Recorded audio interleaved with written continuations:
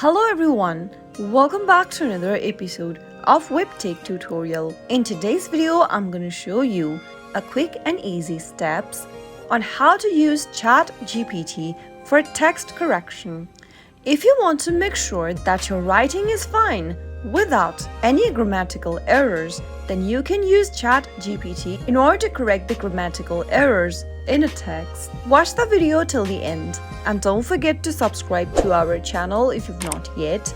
Press the notification bell so that you'll never miss another upcoming upload from us. First, open up a web browser and log into your ChatGPT account. In the URL box, type in chat.openai.com and log into your ChatGPT account first. Now, in the text box, simply type in check and correct this sentence, and then open up a column and type in the sentence that you'd like to correct. Close off the sentence by another column and then tap the send or the airplane button. You'll be able to see that ChatGPT has corrected the error for you. That is how you'll be able to correct your text by using ChatGPT. That's all for today.